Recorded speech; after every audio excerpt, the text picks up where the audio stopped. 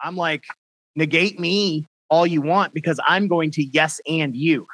There's this thing called improv jams, and so they're improvisers and people that don't do improv, but you can come up and improvise with an improviser.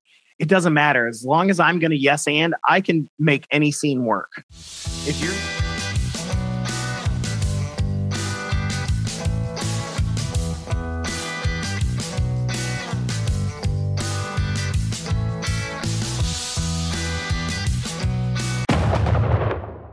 Welcome back, everybody, to another episode of the Ville Chillin' Podcast. Today, we have the pleasure of speaking with Stefan. You do Improv 502. You just joined a new improv troupe, right? Yeah, that's right. And welcome back to Louisville, man. I was glad to see you were coming back so we could do this. Yeah, it's good to be back, man. I mean, as much as I was living in Phoenix, Arizona, and I did enjoy it, but I had a baby and decided to come back for family. And well, that opened up all the old doors again to do improv again, because there's a whole different world out in Phoenix for improv, man. Yeah. Well, can you expand on that a little? What do you mean? Is it just not as popular out there? No, it's way more popular. I mean, there's about 8 or 9 improv theaters out there, whereas in Louisville, there's no theaters.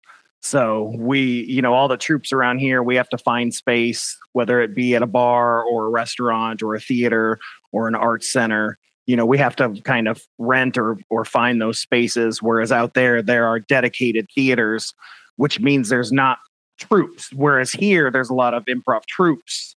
Out there, there's more improvisers, just individual performers that perform at different theaters with other people. Gotcha. That makes sense. Yeah.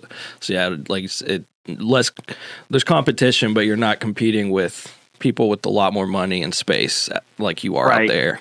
Yeah. So there's positives and negatives for both. And I enjoyed performing out there. That was a lot of fun. I did a number of different theaters and taught some classes out there and stuff, but I love the community that Louisville has. The improv community here is strong, and I like it a lot better. For someone who isn't really familiar with the improv scene, like how would you like describe improv? Improv is basically, if you've ever seen Whose Line Is It Anyways, that's a perfect example of what most improv is, especially in Louisville. Short form there's 2 types of improv: short form and long form. Whose Line Is It Anyways is short form, so they're games where there are different established rules to each game. And improv is essentially making things up on the spot. It's comedy that's being made up in front of you based off of the audience suggestions. And long form is more like an improvised play. So it's more like an hour-long series of different scenes, still all completely made up, but it's heavy on scene work, heavy on characters. So in that, the improv long form, I guess, is it kind of like the story just evolves based on what happens, I guess? Or is there kind of a set script-ish? No script. No script. It's based off of suggestions. So let's say we get a suggestion of fire, right? We just say, give us some improvisers will ask for more detailed suggestions. Sometimes they'll just ask for a word to be inspired by. So let's just say it's fire. So fire is what we're inspired by. So you might see an opening scene with, a couple talking about, years ago when their house burned down and how that changed their lives. And they're talking about that for a while. Maybe the next scene is back 20 years ago, and you're seeing this couple together before the house burnt down, leading up to the house burning down, right? With all these different people that come in and out of their lives. And you can play multiple characters and things throughout the play, but it all kind of generally tends to be one storyline. There are some long forms that'll tie in different storylines and then find a theme that kind of ties it all together, as opposed to a storyline that ties it together. It's just it's improv, so it's kind of infinite what you can do. That's really cool. You're guaranteed to see something different every time. Every single time. It's got to be hard to. Yeah, and you're going to see something based off of either your suggestion or somebody that's in the audience with you. So it's new for the first time because it's based off of suggestions. So the audience feels like they're a part of it. Right. Because without them, the story wouldn't have happened. Yeah, that's awesome. And usually when audience members are added into like comedy shows, it's not always a good thing for the audience member. So Yeah. I get And that's kind of the difference between stand-up and improv, right? Is stand-up, that's one guy trying to make jokes. He's trying to make everybody laugh, and so he could, pull on you to kind of pick on you and have fun, or the audience can pick on the comedian, right? That's where heckling. In improv, that doesn't happen. You can't heckle an improv because we wrote nothing. So you be mad at us that a joke fell flat because, well, we used your suggestion. So, right. And making it up for the very first time. So we get away with a lot more stuff, and they don't know when we mess up because there are certain rules to improv, that we follow to kind of keep us from going off the rails. Yes, and is a really big one. That's basically to agree with what your partner says and add to it. So it always makes the scene move forward constantly. And that's one of the things. So they don't know when we mess up. They just think it's part of the scene. Now, one of the reasons that we use yes and is because if I were to walk on stage with you, Aaron, and I said, man, I'm really excited. I love amusement parks. We're going to have such a good day. And then you say, this is not an amusement park, buddy. We're at the grocery store. Right? Well, now, remember, we have no sets. We have no costumes. We have no props. So the audience was imagining an amusement park. They were seeing their favorite roller coaster. They were seeing that. The second you deny me and negate what I say, now they just see a blank wall and a blank stage and two schmucks on stage. Yeah. And it's interesting. Imagination. It's awesome that you kind of brought that up. We were watching one of your older interviews, and one of the big discussions that stood out was trust in your partner. Mm-hmm. And so that's really awesome. You just kind of gave a perfect example of what happens if you don't trust your partner, or you're not there to make your partner shine just as much as you are. Yeah. So we say the two that are around that is trust your partner and make your partner perfect. So on the flip side of it's make your partner perfect. So that's why we agree with everything that they say, right? So it makes them always, no matter what they say, they're correct. So yeah, absolutely. And we're like, oh, well, you once had a car, didn't you, that only had 3 tires? Yeah, damn right. I only had a car with 3 tires.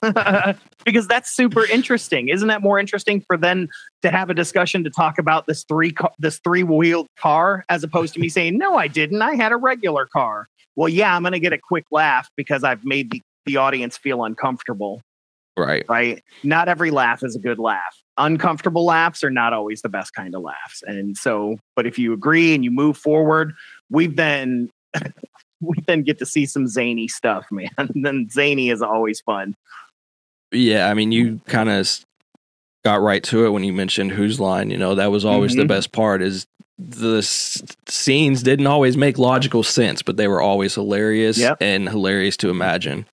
Well, and that's why I like short form so much. I do both. I do long form and short form.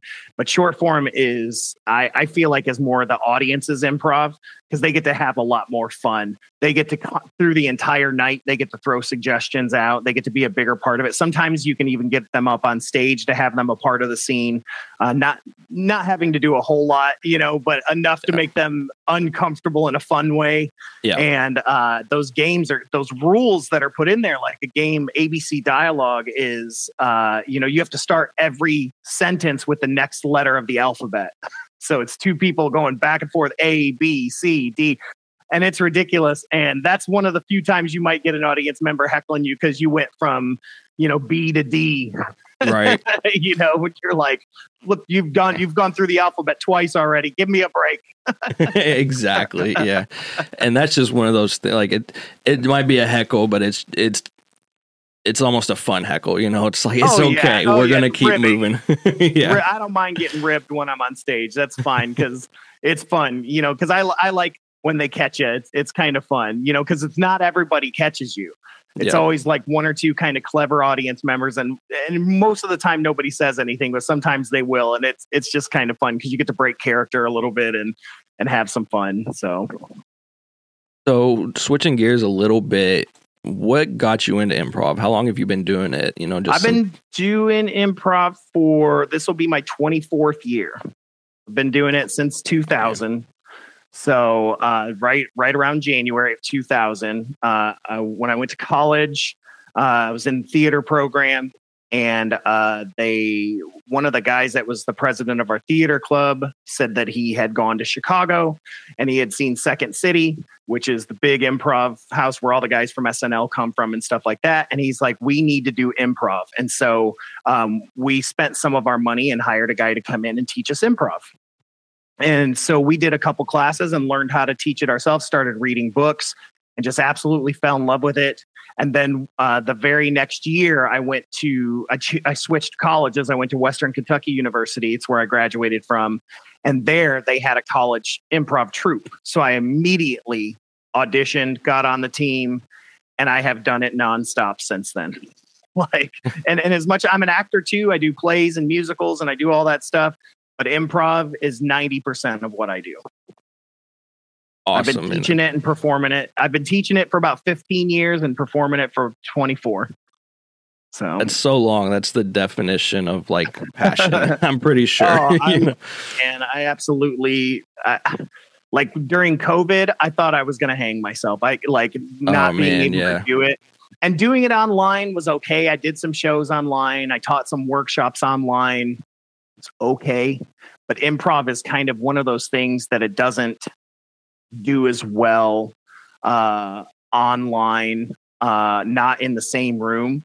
Whose Line is a very rare example of improv working, watching it not in the audience, but they film probably 2-3 hours worth of improvised scenes, and you get a half hour of that. They literally find the 100% best ones that they can that go the best, because one of the big things about improv is energy flow. It's that energy you get from the audience, that rise and that fall. Like there's something about sharing that high energy that it's like nothing else in the world. Like the improv is best experienced live, and I'll always say that. Always. It makes sense. It's kind of the same with really any comedy, right? You have people who get in front of a camera on YouTube and just yell at the camera and think they're funny. And I mean, sure, they might get a little bit here and there, but it's not the same as going to an actual stand-up or, an actual show. Well, and like I said, it's, you're the one giving suggestions. And so you feel like you're a part of that performance. There's even if it's your friend that you came with that gave a suggestion, you still feel like you're a part of that because that's your friend, or that's your group of people you're in the audience with. Like I don't know what it is, and that's as an audience member myself. I do the same thing when I go to improv shows. There's something about it, like being live. That's like nothing. It's like watching like a Broadway musical on TV. Yeah. Like, most of us watched Hamilton on Disney Plus, and it was cool. But I bet you watching it live with people clapping and like is a whole different ball of wax. Yeah, and I completely 100% agree. It's funny that's just a common thing or theme throughout theater anyways, because, something that always sticks out in my mind with theater is I was homeschooled, and a lot of our field trips were going to Derby Dinner. Oh, yeah, I love Derby Dinner, yeah. It's so different than like going to see a play at a different theater because you're so close to the whole thing, and you see the cast members just running to get to and from where they need to be, and they're running past you and running past them, so it's just so much more interactive. Yeah, Derby Dinner is a very cool space, man. And, they're constantly having to be essentially in the round, and cover multiple sides. Like you'll see them turn all the time because they got to make sure that, people behind them aren't blocked the whole time. So Derby Dinner, and I've got friends that act at Derby Dinner and have acted. They say when you're done with a show every night, you're out of breath. I bet. Because just watching like them you said, run. You're having to run, you're having to do that. Plus you're constantly turning. We're on a flat stage, where the audience is just sitting facing it. They can stay turned that whole time and just stand there and give that monologue. And it's incredibly impactful. It's powerful. But at Derby Dinner, you got to move. so that the audience can watch. And it's, I love Derby Dinner, man. It's not a lot of, it's kind of one of those hidden gems that everybody knows about that nobody knows about. Yeah, it is. It's always, I wish I could go back. I need to go back. I haven't been in so long, and it really is just a totally different way to experience theater. Yep. I agree. And so kind of in the improv and the audience thing, Jack over here is a big fan of wrestling. And I think a lot of the same rules apply. Fan. Awesome. Wrestling is theater and improv, man. If there is anything that is improv and theater mixed together, it's wrestling, man. That's like, what I was thinking. Yeah, my old scene partner, Brad McQuarrie, he is him and I used to do this improv troupe called Fearscape, which was the name of my old podcast as well. He was the host of that, but we do a horror themed long form. It's just two of us, and we play 25 different characters. I mean, it's insane. But he's a wrestler. And awesome. He's wrestling right now. I think TCW, and Bradzilla is his wrestling name, but he's incredible. And he's even said, like, once he learned improv, it made him a better wrestler. And, and being a wrestler made him a better improviser. So I completely agree with you on that, man. I can see how that translates, especially earlier when you were saying, like, trust, you have to, trust your partner. Definitely in wrestling, you have to, make your opponent, look better, and, you have to trust them to, make a good match. So I definitely could see how that could translate. Unless you're Bret Hart. Yes. You can't trust your partner. Sometimes. Too soon. Yes. Oh man. So I have a really kind of random question. I know you mentioned when you had a kid, moved back here for family and all that. And so my daughter just turned 5. And are there any correlations you can make or ways that you see that improv has helped you since you became a father? Oh God, yes, man. I talk to my little girl and so many, because one of the things I love about improv is creating different characters all the time. One of the classes I teach is a character class. And I can teach you to do 100 characters in an hour. Like it's so easy to do. And I do voices with her all the time. She's 21 months old. And so she's talking now. Just words that she hears from us, but she's been trying to mimic some of the voices that I do, and it's hilarious. She's been trying to mimic Elmo, which is really, really funny. And improv has really helped me communicate with her.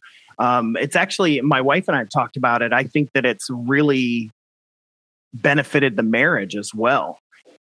Because I'm able to, because one of the things, one of the other big rules of improv that I teach is listen and react, because that's conversation, right? That's what conversation is. That's what improv is just a conversation. But when you're listening, you're actually paying attention to what someone's saying, and then you can react to it. And so I run through those rules sometimes. If my wife Sarah and I are arguing, I might think of yes and, instead of being mad at the suggestion she's made. Maybe instead of saying, no, I don't like that, I'll say, okay, yes. And here's what I can add to it. Mm-hmm. So here's how I'll do it. Really helping y'all like communicate. Yeah. It's made all the difference in the world. And it really, I think, has made a very healthy relationship. And I think that a lot of that's going to come in place when my daughter Hazel gets older, is that I can use some of that when we're trying to talk to her. And trying to figure out what's wrong, or if she's done something bad or things like that. We can figure out ways to do that using improv skills. I mean, improv gets taken into corporations all the time. A lot of people's experiences with improv is when somebody's come in for a corporate team building. I've taught corporate team building. That's why yes and is really big, is that teaching, that cooperation, working together. And so that and part of yes and is really important, because it's a lot different than yes but. Oh yeah, we don't use yes but. Yeah. Yes but's a whole different thing. I mean, there's some exercises to use it. But yeah, yes, but is basically negating it. It's like, yeah, but I disagree with what you're saying anyways. Yeah, exactly. It automatically turns the conversation negative a lot of times, or it can. Yep. And as a father, I can definitely see how that would help. Like, I feel like I need to take an improv class now because through the years with Annabelle, man, it's so hard sometimes to communicate or get her to understand, because you have to kind of say yes, but it's like, okay, I understand where you're coming from, but this is why it's not right. You try not to say wrong, but it's like, let's think about this side of it. But I'm sure after enough improv, there's ways to turn those yes buts into yes ands and still getting a point across. Yeah, absolutely, man. I look forward. Like I said, I look forward to it, man. Like when she gets older and I can actually have a conversation with her, because she is my daughter is me. She's a carbon copy of me. Like, I told my wife, I said, I'm sorry, but there's two of us now. Yeah. I mean, she's me. I'm sure she's ADHD. I can already see some of the signs, and I'm like, just like me. She makes noises and goofy things. She already laughs at farts. Like, I'm like, this is my girl, man. This is my daughter. Like, I love her to death. She's going to be so funny. And she does things purposefully at 21 months old to make us laugh. Yeah. And so and I can remember my little brother being little. He was not like that. It's not like that, so it's exciting, man. It's exciting being a parent. It's exciting. I don't know. Improv changed everything. It changed my relationships with my family, changed my relationships with my friends. It helped me. It kind of helped me suss out who was a real friend and who wasn't. That just makes based sense. off of listening to how they were responding to me. If they were negating everything that I was saying, they weren't interested in working together and building a friendship. They were interested in having a one-sided friendship. Right. Yep.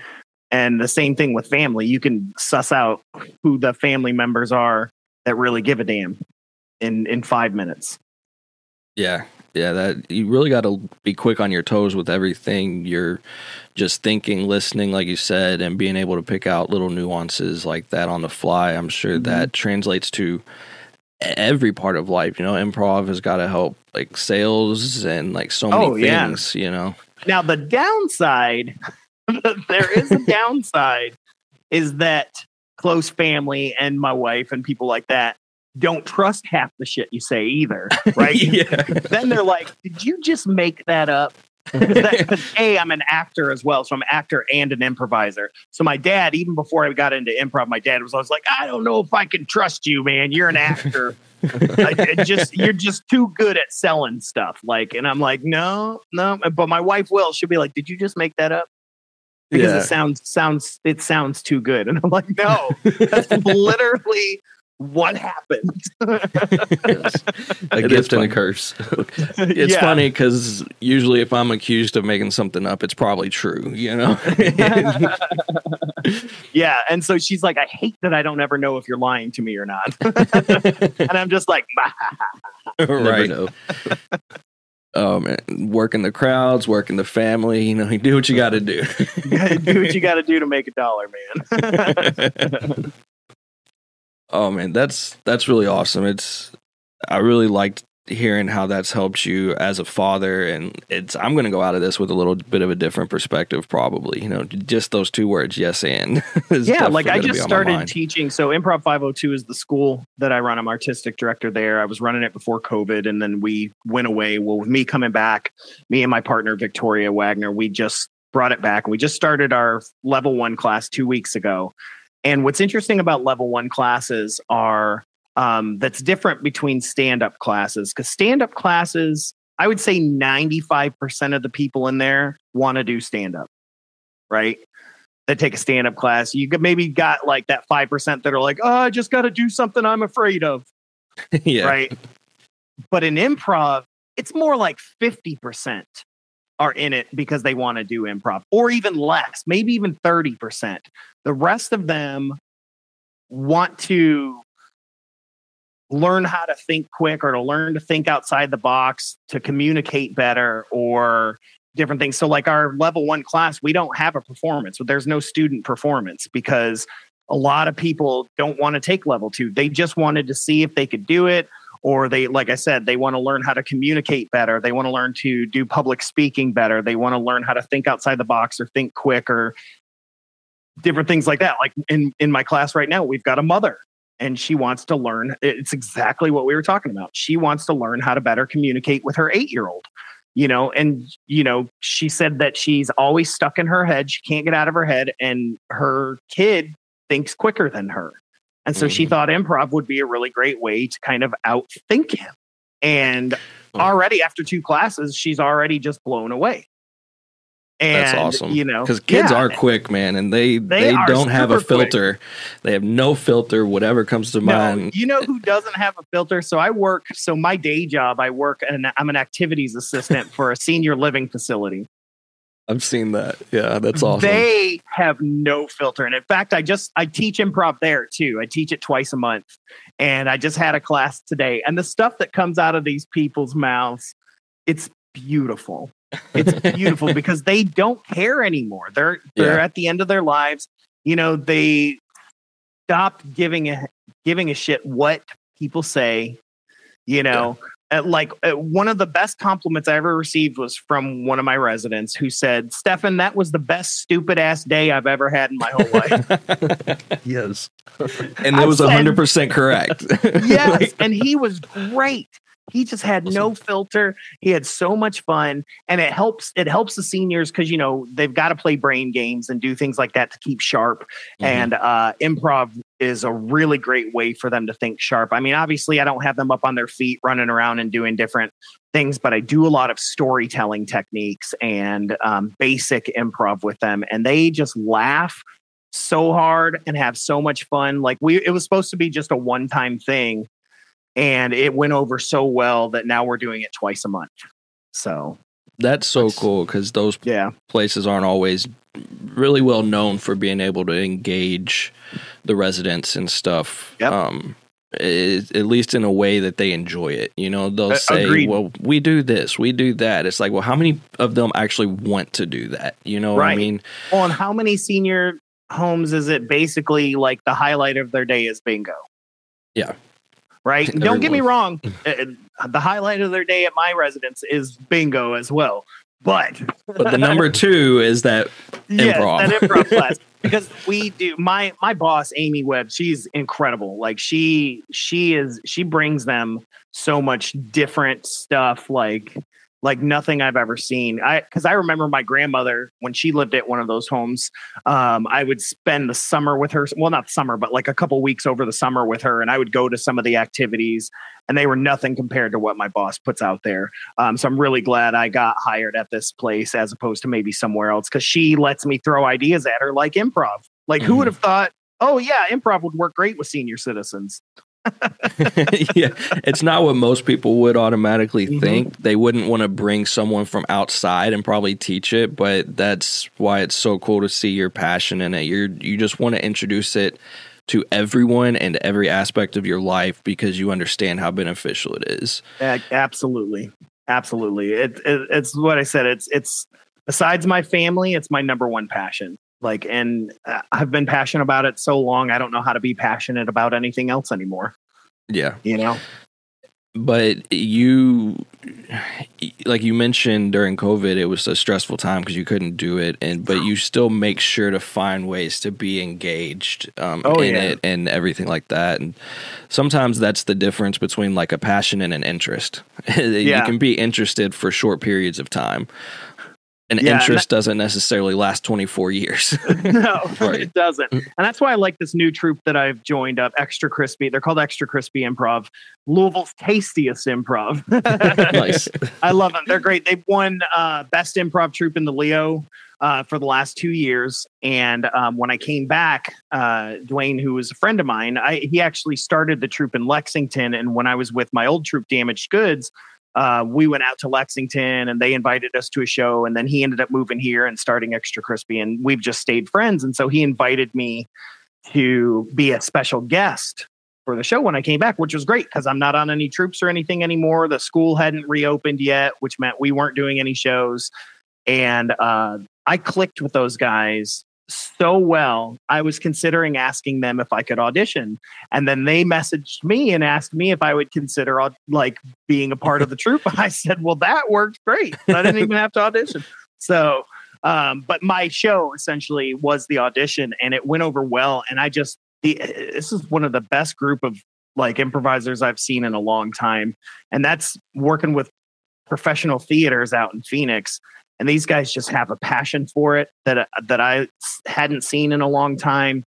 And they're absolutely hilarious.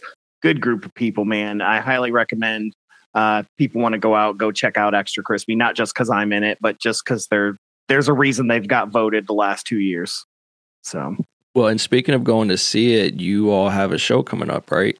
Yeah, we do. It is on February 10th, if I'm correct. Yeah, February 10th at 8 p.m.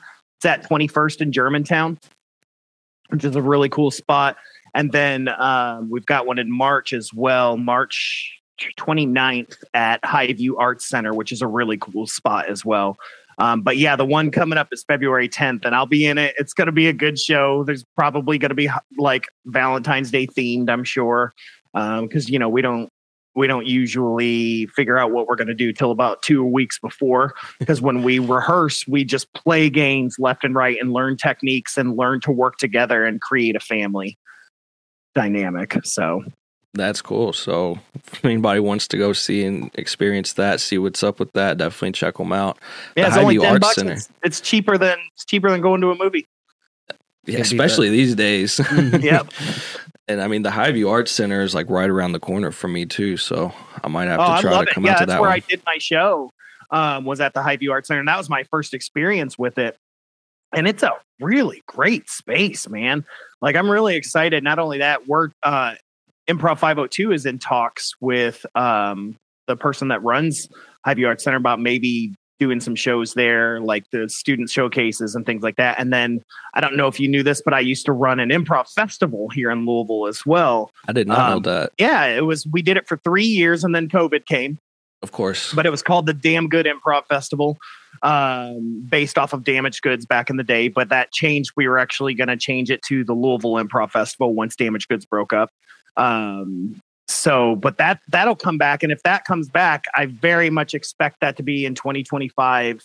And that'll probably be at the Highview Arts Center, because like I fell in love with that space. It's absolutely perfect for an improv festival. It's perfect to teach workshops, bring in the public, do 3 nights of shows there. And it's just, man, yeah. If you haven't been to Highview Arts Center, go check out a show there, because it's a cool space, man. Yeah, I'll definitely have to. I haven't. I've driven past it and I've seen it, and I just thought, oh, cool, it's right there.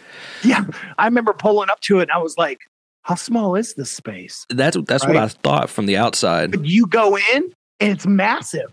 Really? Okay, that's cool. Yeah, I mean, it seats like 60, 70 people. Wow, I figured you might have said like 30, and even then, that's like shoulder to shoulder almost. It looks small. They got it tiered like it's. And maybe I'm exaggerating on 60, 70, but I mean, I think we had 50 people at our show that I did. And we sold out. It was packed.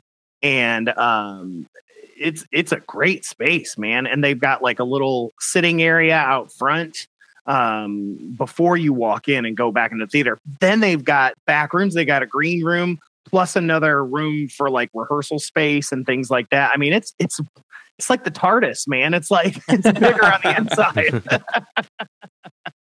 Oh man, yeah, that's awesome. That's funny, and it's cool.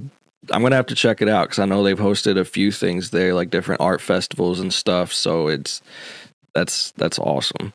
Yep, like I said, we'll be there March 29th. So speaking of Damaged Goods, I think you were with them when we met, right? It's been like 10 years ago now.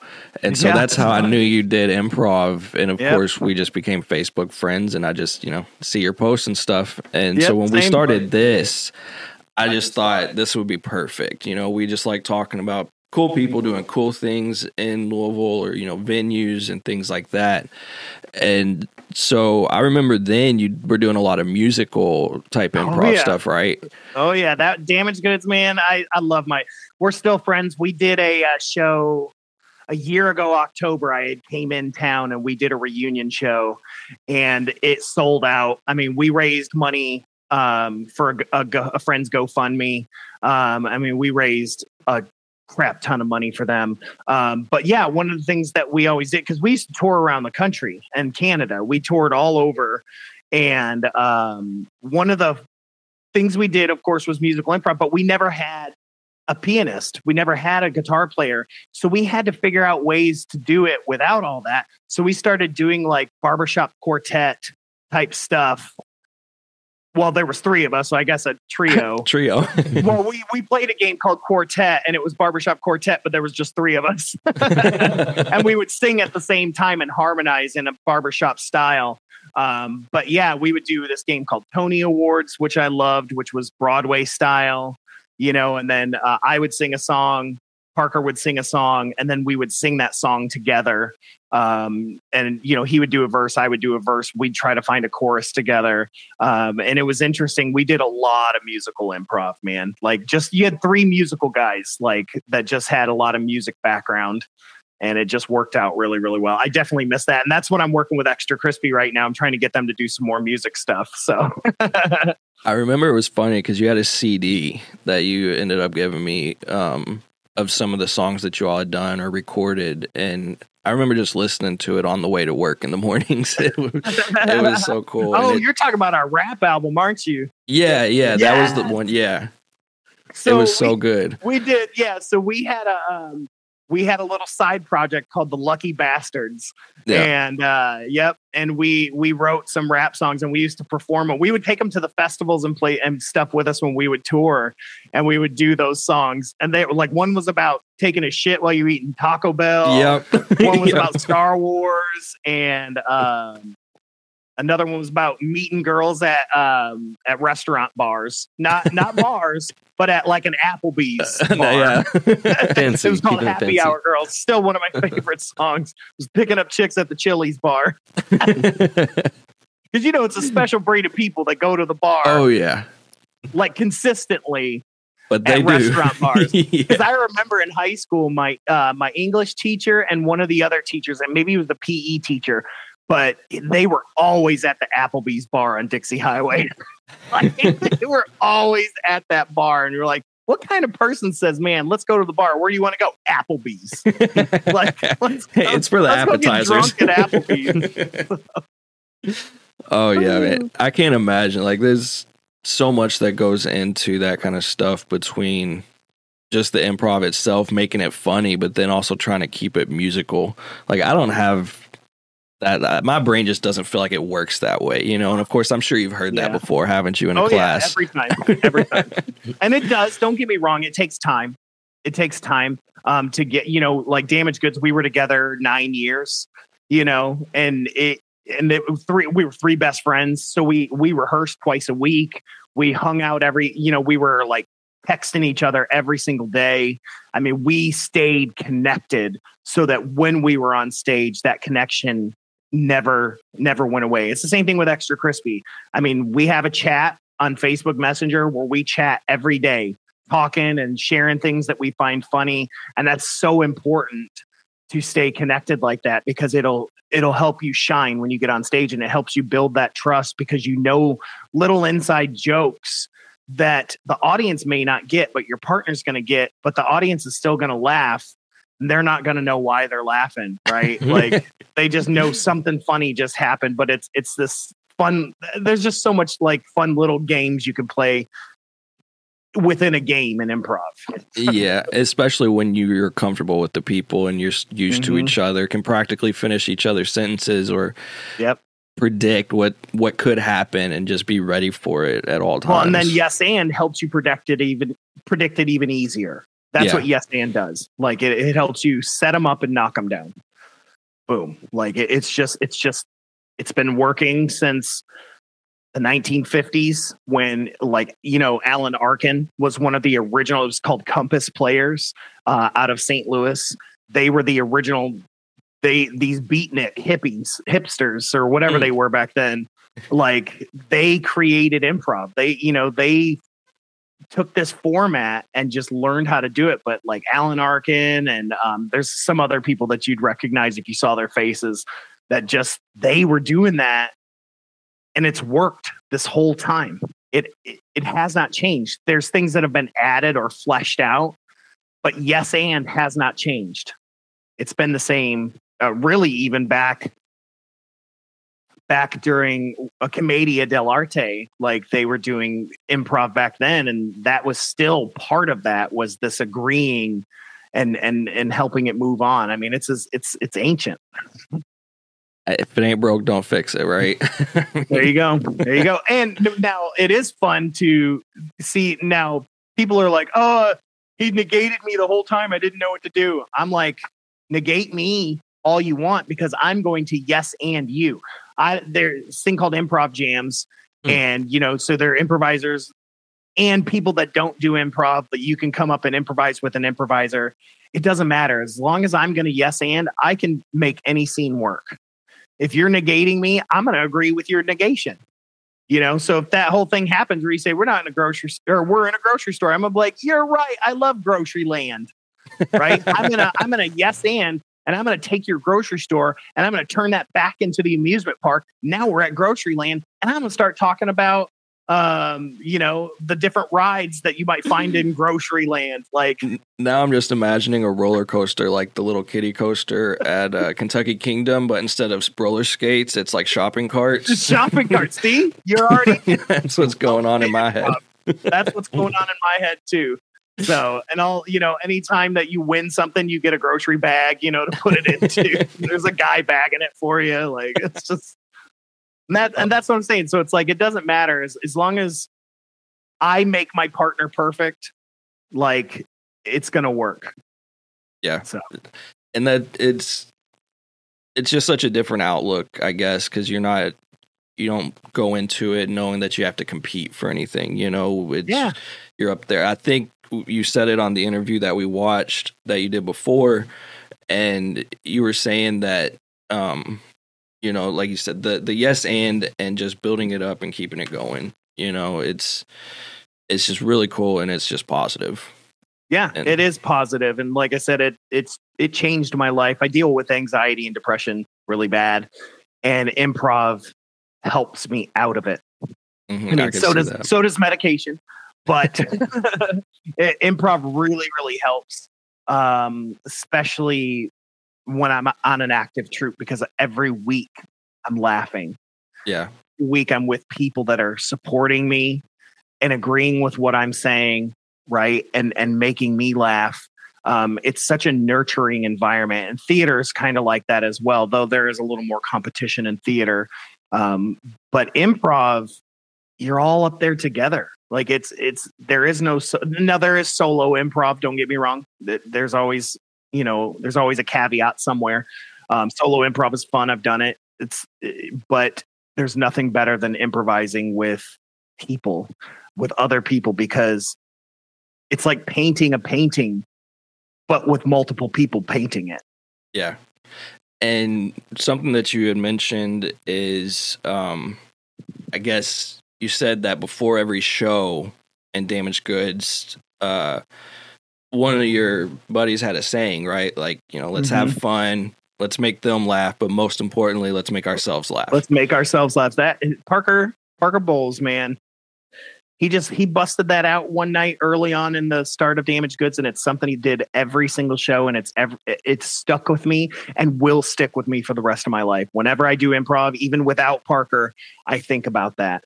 I always think about that. But most of all, let's make each other laugh, because then you're not worried about what the audience thinks. Right. Because if you're worried about what the audience thinks, you're going to crash and burn, because that's when you start thinking too much. You're trying to make jokes. You're not listening to your partner. You're not letting it naturally be funny, But if you're having a conversation and you're listening and reacting, especially with somebody you're friends with, like, you're just going to laugh. Like, let's just make each other laugh. It'll make them laugh too. That's why I said you could drop an inside joke. The audience is going to laugh. They don't really know why it's funny, but they think it's funny, but they don't know how real funny it is. There's layers to it. Yeah. It's funny because you can probably see that with us a little bit if you were to watch enough of our episodes. Like, we've known each other for 15 years now or more, I guess. And we just decided to do this whole podcast thing. And I mean, we're doing it just as much for ourselves as we are anyone else, and we find ways to add value for other people. But we always just got together, talk, shoot the shit, have fun, laugh, and we're like, why don't we just find topics that we want to talk about and just do that? Yep. That's me. So I host a podcast too called The Convergence Enigma with Josh and Stefan. And Josh and I have been friends, since 1995. And we talk about paranormal UFO stuff, but we laugh so hard because like we're still making inside jokes that were funny to us back in 1995. Like, so I know what I'm talking about. But people don't realize that it's an old joke half the time. And like you were saying, they don't even always know why it's funny, just that it's funny. Yep. That's cool. So your podcast, you said you just talk about like UFOs and stuff like that. I know I just completely changed the topic of discussion on you, but it's one I did want to talk about because I had seen that on Facebook as well. And I think that's really cool. Like, how long have you all been doing that? So like I said, it started with Brad. Brad and I started it. It was called Fearscape. And we talked mostly about ghosts and legends and things like that. Then Brad wanted to get back into wrestling and doing some stuff. So Josh took over. And Josh is kind of more of a sci-fi kind of guy. And so we started we started interviewing a lot of people that were really big into the UFO community. And we started really digging deep into it, like books we were reading and just different stuff. But we were finding this correlation of things that were converging. That's why it's called the Convergence Enigma. Like we started out with the Enfield haunting. This is what Conjuring 2 is about. So the Enfield haunting. Somebody had said to us, did you know that during the Enfield haunting, it was during a space of a couple months in the 1970s, I can't remember what year off it, it's been a long time since I've talked about it, that during that time, there was a number of Sasquatch sightings in that area. We said, well, that's weird. So we started researching. That not only were there Sasquatch sightings, there were fairy sightings within a year. We did that whole year within 100 miles of where the Enfield haunting was. We found UFO. We found like 20 UFO sightings that all took place. The next year, maybe like 2. The year before, 3. But that year, during the Enfield haunting, there was, like I said, like 20-something UFO sightings. There were Sasquatch sightings. There were fairy sightings. There was like other hauntings that were taking place that didn't happen the other years. And we were like, why? Why does it all seem to converge together? So we started looking at other things. We started looking at like the Superstition Mountains, like all their legends. There are UFO sightings there. There's tons of Sasquatch sightings there. There's missing people. There's all this stuff. And if you've ever seen the Missing 411 documentaries, have you guys seen those yet? I haven't. Oh, y'all are missing out. This is not even necessarily paranormal. It's called Missing 411 and then Missing 411 The Hunted. And then there's like a new one that just came out that's a little the UFO question or whatever. Because now he's starting to make a correlation himself. But they talk about how there's tons of missing people at national parks, right? Why are all these people going missing? Why, when this shouldn't happen, they'd be, they would find things right off a path, like all these missing things. And you start wondering, was this like, I'm about to get real paranormal, but it's like, was there a portal? Did something happen? Did they disappear? Like their tracks just stop. Okay. Right? And there's just clothes there, but there's no human being there. There's no tracks that lead anywhere else. There's nothing like what happened to them. Did they get abducted? Did something happen? And it happens a lot in national parks, like these big open areas. Guys that know this land, they're hunters and they know the land, yet all of a sudden they're disappearing and their phone is left behind, something they would never do. Right. It's crazy. But yeah, Missing 411 is the first one. I can't remember what it's on, but it's on one of the streamers. Okay. But yeah, check out all 3 of those. I know the third one is on Tubi, the UFO one. the Okay. UFO connection one. But all three of them are really, really good. I think the guy that does it is David Pallades, I think is his name. I got to meet him in Phoenix. They have a mutual UFO network out there that's a really big. It's called MUFON. They have a really big membership in Phoenix because it's Phoenix. Because it's like one of the the Phoenix Lights and all that stuff. So there's a huge paranormal UFO community out in Phoenix. And but yeah, check out Missing 411. It'll blow your mind.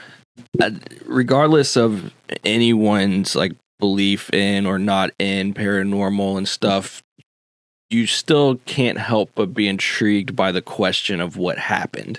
Right. And that's what the first two do. The first two just ask the question. They don't really push any narrative. The third one pushes the narrative of the UFO, but the first two just lay out the facts. Yeah. And they say, well, this is weird, and this is weird, and this is weird. And, you kind of come to conclusions on your own or no conclusions and go, well, that's just freaking weird, man. So like, how did these people disappear? What, they literally turned around for 2 seconds. Where are they? Yeah. That's wild. It kind of reminds me of the, what is it? The Bermuda Triangle. Yeah, I think like triangle planes and boats would just like disappear under like that small section of like coordinates. So, and there's more than just the Bermuda Triangle. I mean, there are a number of triangles around the world, even in the United States, where these things happen, where people just disappear constantly, and you wonder, what is that? What the heck? Why are people disappearing? Why is there no trace? Like, because even if an animal were to get you, you'd find bones. Like, there's trace. There's nothing. That's pretty wild. So is that doing the podcast or whatever? Like, is that what got you into background or like into like researching paranormal, or it always been? I figured it was. Yeah. Oh no, I've always been a paranormal junkie, man. Like another I grew up lifelong in a passion. Yeah, I grew up in a haunted house. Like our house was just wrecked with haunting. My sister's a medium. She can speak to the dead. And she was doing it when we were little. Wow. And yeah, I mean, I've got stories that'll blow your mind just from my sister. Like one, so when we moved in with my dad, so my parents got divorced and then we moved in with my dad. I was 5. My sister was 4. My dad had built this bunk bed and he forgot to put the bar on the front. So there was 3 of us, 2 beds. So I would switch between, my sister had the bottom bunk, my brother had the top bunk, and I would switch back and forth. Well, whenever I slept on the top bunk, and I still toss and turn to this day, I still fall off the bed, man, to this day. But I would fall off the bed. And off the top bunk, I broke my nose when I was a kid, had to go to the hospital, blacked out, didn't even know. I woke up the next morning with bandages on, had no idea what happened. Wow. But my dad was like, you fell off the bed and broke your nose. Oh, no. So, but one night, I remember falling off the bed, and you know that sensation when you're just laying in bed and you feel like you're falling and you go, oh, yeah, right. Well, that actually happened because I actually fell off the bed, but I felt something underneath of me push me up. And I remember this to this day. I had to be 6 or 7, maybe. Wow. Maybe it had to be 6 because I think after I broke my nose, Dad finally put the bar up. So I had to be 6. And I remember being pushed up and I looked down and my sister is standing there, but not underneath of me, but all the way at the end of the bed. So it couldn't have been my sister. And I just look at her and she looks up at someone and she goes, "Thank you for saving my brother." And I remember this. I remember this. She says, "Thank you for saving my brother." And I said, "Trisha, what was that?" She said, it's the old man that hangs out with us. Oh, wow. It's the old man and so about 4 or 5 years later, we found out that, and I'm from Toledo, Ohio, and that's this was where this all took place. My brother and I found out that where we lived used to be a cemetery, because we lived pretty close to downtown, but we didn't live downtown. But back in the 1800s, it was the town and then it was the cemetery. Well, then the town expanded, so they up and moved the cemetery, supposedly. This is like poltergeist here. So my brother got a metal detector, and so we would find coffin handles, all kinds of crazy stuff in our backyard, like Wow. that got left behind. So we decided to do some research. And when we were researching about the cemetery and stuff like that, so I had to be 10 or 11. And we're researching, and my brother found an article on our house. He was like, holy crap, here's an article about our house. And it said that it was built in like 1923. And that same year that it was built, so I lived in a house that had an upstairs apartment. So we lived downstairs, and there was an older lady that lived upstairs. So the guy that had built the house had built that for his father, who had dementia or Alzheimer's or something. He had built that apartment for him to keep an eye on him, had him up there. Well, he hadn't built the back steps yet, and his dad walked out the back door, fell to his death. That's what this article was about. And there's this picture of this old man. And my sister comes around the corner and she goes, hey, that's the old man. That's the old man that helped you up on the bed that night. Do you remember that? And I was like, what? Wow. And I mean, like, mind was just blown that here's this old picture of this old man in this newspaper from the 20s, you know, like, and here's my sister, 8 or 9 years old, saying, that's him. That's the old man that's in our house that stays in our bedroom. It like gives you like cold chills like that. Yeah. And that's why literally just got chills. Yeah. She said that's why he didn't want me to fall, because he was scared of falling. That's crazy. Yeah. That's crazy. Dude, I'm telling you, my sister's the real deal, dude. 'Cause it's funny. You said that she wasn't like, she was at the end of the bed or whatever. So it definitely wasn't her. Well, even then, I mean, she's, 5 or 6. She's not going to catch and push up a grown kid. So no, I would have crushed her. Exactly. She wouldn't even have been tall enough. Right. So it, even if she was standing right there, that wouldn't make a difference. That's wild. Do you know much, or have you researched any of the Louisville hauntings? Oh yeah. I'm actually this Saturday. So Keith Age is one of my mentors. He's the head of the Louisville Ghost Hunters. He's been on History Channel and had a number of documentaries and things like that. He's really famous for the one at Waverly years ago. But I'm going with him on a ghost hunt. We have a network called Another Realm Media Network, and he has been in the process of creating a ghost hunter show called Bourbon Spirits. And so they're filming the season finale this Saturday. And we're just going to drop it all on YouTube at once it's all done. But the season finale is going to be filmed at Bourbon Hall, which is the old Coyotes. Okay. And so he's invited me to come out. So I'm going to go ghost hunt with him. And I've never gone on a ghost hunt with legit stuff. Like me and Brad, we did like the Bardstown. Because I knew the owner really well. He let us do a ghost hunt, but it was just us with cameras, right. And a Ouija board, Nice. But Keith's got like thermal cameras and like all those sound machines and all that stuff. And I'm going to be doing that this Saturday. But I love Louisville. Louisville is so rich in haunted places. It's insane. And I live right near Waverly. So, I'm right by it. I can feel it. Like your backyard. That's so cool. I can feel it. We've done a couple of shows just barely touching on, some of the more popular Louisville hauntings, something we usually drop around Halloween. But it's just something that we find so fascinating, and we looked up Louisville Ghost Hunt groups. So we probably saw who you're talking about, or the name probably came up, Keith Age is the most popular one. He's the original rock and roll ghost hunter. He's in a number of bands. He's badass dude. He plays bass, and you don't want to mess with him. He's biker. You know what I mean? Like he's hardcore, but he's my mentor, man. He's just, we had interviewed him for Fearscape, and he just took a liking to Josh and I, and he's hooked us up because he does conventions and all that stuff. And so like we had Michael, because I used to host another podcast called Misters of the Dark. It was a horror podcast where we would cover horror movies and stuff. And it's still on. I'm just not a co-host anymore. But he used to get us guests all the time. And we got Michael. I can't think of his name all of a sudden, but he's the guy from The Hills Have Eyes. He's the bald guy that has the weird face. Like, okay. we got to interview him, and he was one of the nicest guys I've ever met in my whole life. Like, and I grew up scared of this guy.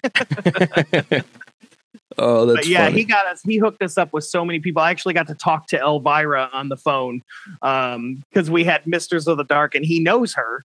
And so he said, I will get you a phone call with her. I don't know what she's going to do, but I'll get you a phone call. So I talked to her, and she says, hi, this is Cassandra. I just want to let you know that because we named our show Misters of the Dark off of Elvira, Mistress of the Dark. Yeah. And we're guys. She said, I want to let you know that I'm very, what did she say? She said, like, very, I'm pleased at the name. You know what I mean? I'm very, whatever the word is I'm looking for. Honored. Honored. Thank you. That's the word I'm looking. I'm very honored.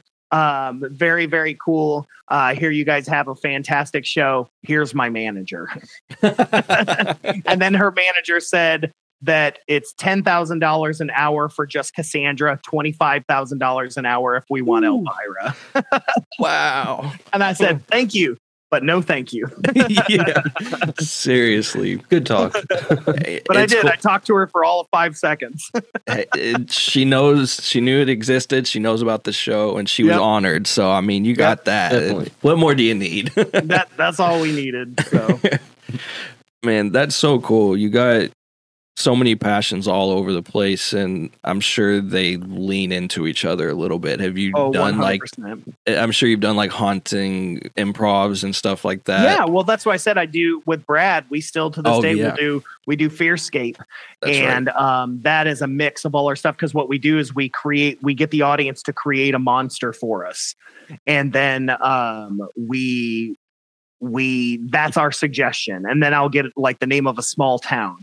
So maybe they'll say the lip monster, the lip monster of Versailles, right? And so that's the name of our long form. And then what I do is I've curated a list of like 200-300 horror movie soundtrack songs on Spotify, and then I have the sound guy, we put it on random, so we never know what song is coming next. And we let that music inspire us as well. And so we'll do the scene. As soon as that scene's over, we clap. That lets the sound guy know, click next to go to the next song. And then we use that. And so not only are we being inspired by the music, we're inspired by that. Plus we're inspired by what we just improvised. And, it's always fun because we try to do it in a horror movie format, so there's usually like a group of people that go hunting the monster. And of course, that's really a lot cool. of fun. Yeah. Yep. It's awesome to see you just combine all of those things together and just keep them all going. And it sounds like you've done 3-4 different podcasts really on just the paranormal stuff and everything.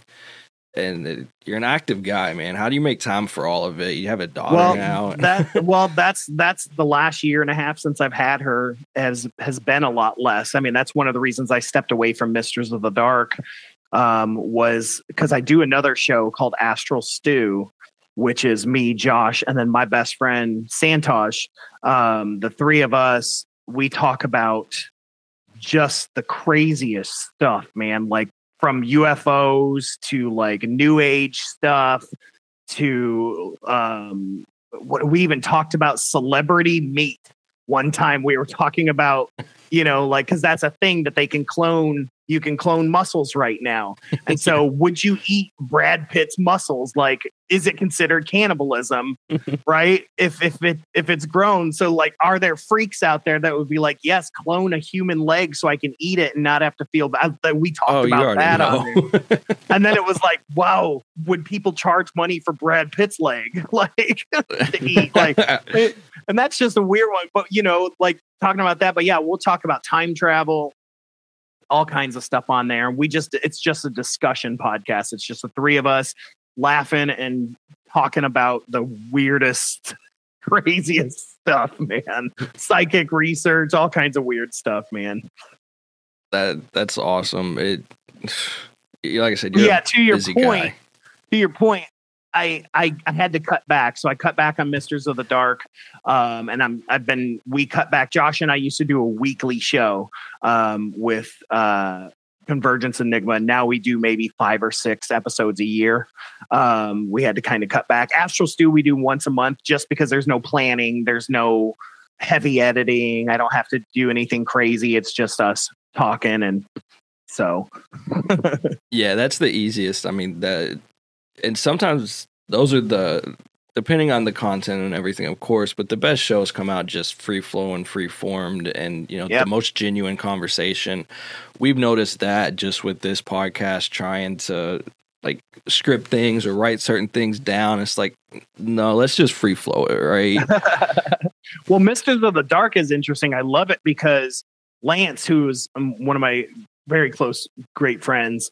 Him and I, we pretended to be 2 serial killers, like old timey serial killers that lived in this dilapidated mansion. And we would always script the beginning and script the end. So the beginning, something would happen, and then we would talk about the movie that we were reviewing, and then one of us would kill the other one every episode. And so it took me a while because Lance would come up with the craziest ways to like have one of us killed. So I had to come up with all these sound effects and like all this crazy stuff. A lot of times I was making sound effects like to have us killed. Guillotines from he had robotic werewolves one time that busted out of a box that attacked me and mauled me. So not only did I have to have werewolves, but they had to be robotic werewolves and they had to crash out of a wooden box. Like, so I had to find all these different sound effects, but it made me a better editor. Like it definitely, but that took so much time every month that I didn't have, like, I would sit down for 3-4 hours at a time editing that show. Yep. And so it got too much. And so I still guest on there occasionally. He's got another co-host on. I apparently went off on not a sabbatical, but a satanical. So, so I went off on a satanical. That's and funny. I feel like the uncle on Fraggles, remember Fraggle Rock? When the uncle that would like go off and he would write those letters. So occasionally I'll write a letter just to let him know where I'm at on my satanical. Oh, that's cool. It's cool to see that you still get to be featured in that stuff too. So even though you have to kind of walk away or dial it back, you can still manage that and pour that passion and creativity into it because you're all over the place, man. And I know with a kid, it's hard enough keeping up with a kid. So it is, and keeping up with a wife who's like, I want to have free time. that too. That's a big one. But the older she gets, the easier it's getting. You know, when she was a baby, it was really, really hard. Because we were out in Phoenix, so we didn't really have anybody to help us. So, I mean, it was just us. And I had actually a week before she was born, I fell and broke my arm. Oh, and wow. So I had to cut her umbilical cord with my left hand. I was like, but I couldn't help. Diaper changes with one arm.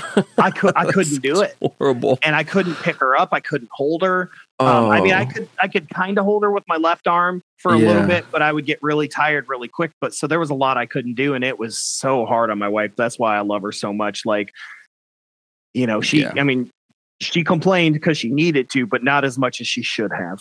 You know, because I was out. I mean, I was in a cast, or not a cast, but in a sling for 6 weeks.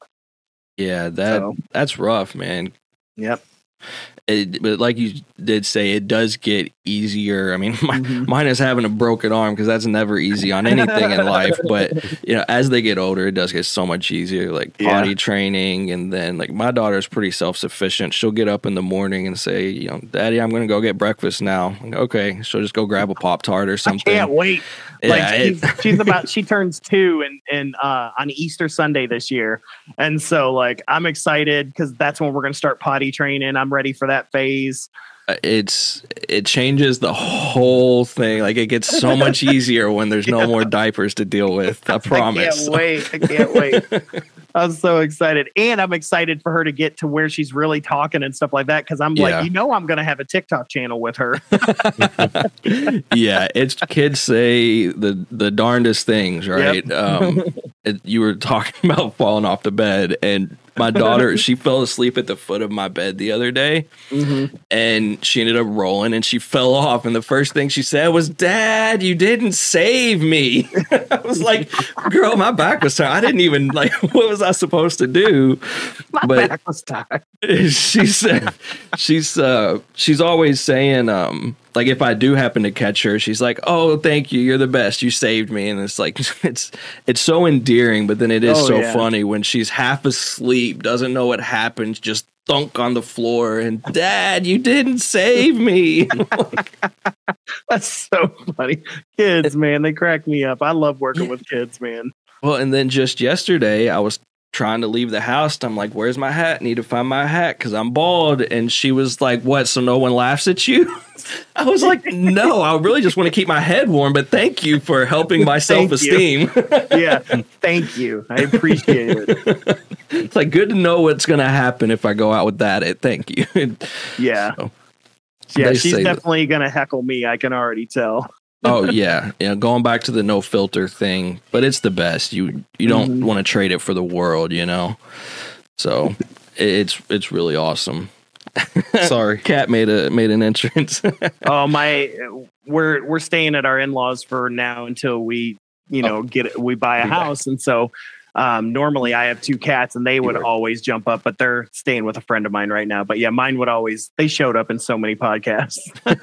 Yeah, it just happens, especially for them. They know when you're doing something and they want to be right on top of the keyboard or whatever else. So yep, that's why in theater there's a phrase: you never want to share a stage with an animal or a child, because you'll never be seen. It'll always just be the animal or the child.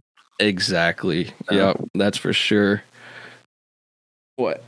So, man, that's cool. I guess, we've taken up enough of your time, and like we just said, you're such a busy guy. I really appreciate you coming on and talking to us about everything. It was good to hear from you, man. It was good to talk to you too. I was really excited for this one. So if people want to learn improv, how do they get in touch with you for that? So we haven't gotten our website back up post-COVID, but if you're on Facebook, you can go to Facebook, look up Improv 502, and we always post when we're doing new classes on Facebook. Facebook is the number one place to go. Instagram, we're getting a little bit better on that, but we're kind of having to rebuild everything. Right. And then Extra Crispy, same way. Extra Crispy is on Facebook as well. Extra Crispy Improv. And then the Convergence Enigma, you can go to theconvergenceenigma.com or just go to YouTube and type in the Convergence Enigma. You'll find me just. Same thing with Astral Stew. Astral Stew. There's not many things called that, so you'll find me. Right. So. Well, I mean, honestly, if you just type your name, a lot of that stuff comes up. That Google Me, already. So. I'm all over the place, man. Yeah. That's like my wife, like when we first started dating, you always Google each other, Yeah. And she was like, good God, there's a lot of you on there. Yeah. That's funny. It's good though. You're bringing exposure to I don't want to, it's really a growing art. It's still a growing art, and it's so cool, especially because you were talking about how, Louisville, it's more just troops. It's not really an industry here. Right. Like it is other places. I mean, I'll be honest with you, man, with Improv 502, we were doing so well. I had to change my job to a part-time job because I was making so much money. And this makes me sound like all I care about is money, but that's not the fact. But we were teaching 2 nights a week. We were performing every weekend because between Fearscape, Improv 502, Damaged Goods, and everything that I was doing, plus the festival and things like that, I was able to make half my living off of improv. And we were just about to get our own space. Things were about to happen. And then COVID showed up and just destroyed it. Yeah. And so now we have no surplus anymore, so we got to start over from the beginning and start putting money away. And hopefully, we'll have our own space again. Right now, we are doing classes out of a boutique store called Poetic Moon off Frankfurt Avenue, which she's got a really great shop. And she's so kind. And she lets us use that on Monday nights to teach classes in. But I mean, that's what we're having to do. And, we used to all do it at the Bardstown, but Doug Shuddy passed away sadly last year. And the Bard is trying to reopen some of his closest friends and stuff like that. They're trying to reopen it off of East Burnett. It's just going to be called the Bard, but that's taking a long time to get back up. And so the troops are just all over the place, man. Like I said, 21st in Germantown, Highview Art Center, Improv Anonymous. Where are they at tonight? Oh, Planet of the Tapes. Like they're playing there. They did a free show there tonight with the Hystericals. And so, I mean, we're hustling again, man, because we got comfortable because Improv was always at the Bardstown. Every weekend you could find an improv show. There used to be 8 improv troops in Louisville. Now I think there's only like 3 or 4. So, wow. Yep. It's cool though, man. You've done it once, you can do it again. And I wish the best for you on that because, thank you. Of course, you just moved across the country, you got a kid and everything, and being able to make a living, not to make it about money, but being able to make a living doing something you're so passionate about, there can't be a better feeling than that. No, there's not, man. I miss it. That's what I'm saying. I miss it, and I'm looking forward to doing it again. And I'm glad that I found this job that I found, the daytime job, because usually I hate my day job. Because we used to work together. Yes, we did. So, I hated it. And it's like, I've always done customer service. I've always done stuff like that. And so when I moved back, my wife said, take this opportunity to try to find something you might be a little more passionate about. And I looked and I saw this activities assistant and I thought, man, I would love to work at a senior home. I miss my grandparents. I always loved them. I got along good with them. I thought I would love it. And it would give me activities to do and I could teach improv. I could do it. And I'm doing it. And it makes a big difference. So. Absolutely. You still get to utilize your passion in your day job. So it helps pad that burden a little bit. Yep. So. And I've got a great boss, so that always helps. But makes a big difference. Great family, great friends, great boss. What more do you need? Yep. So that's awesome, man. I guess I kind of ran this show. I just kind of took over. Did you have anything you wanted to? No, you're good. Shut up. Nobody's talking to you. Exactly. Go sit with the cat. I was afraid that might happen since we already knew each other. We worked together. There's just already a rapport. But no, that happens with Josh and I all the time. If we get somebody that I know, I definitely take over the show. I get it. It's all good. Awesome. So I guess, again, check out Improv 502. If anyone wants to learn how to do improv, check out some of the upcoming shows. Just look up Stefan's name and you'll find all the information you need, I'm sure. Yep. I guess with that, we'll call that done. Thank you so much again for taking time out of your day. It was a blast. I learned a lot and I had a lot of fun. So definitely. All right. Yeah, I did too. I appreciate you guys so much, and I always love doing interviews. It's always fun. I like being on the other side sometimes, so that's why I like doing Extra Crispy. It's like it's a troop I don't have to run. I just get to perform, and it's fun, and that's one of the reasons I joined it. So sometimes I like being on the other side too. So I appreciate you guys inviting me. Absolutely, it was a great conversation, and just learning more about what's going on and the whole comedy improv scene here and just about improv in general. It was great. It was fun. So we'll have to do it again sometime. For sure, man. Get the shows going, get some more classes going. And then, when it makes sense, we'll have to link up again. So absolutely, Aaron. I'm all about that, man.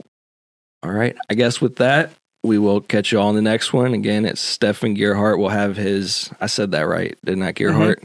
Yep. All right, I'll have the info in the description, have the name, the Facebook links and all that. So make sure to check them out, and we will see y'all next time.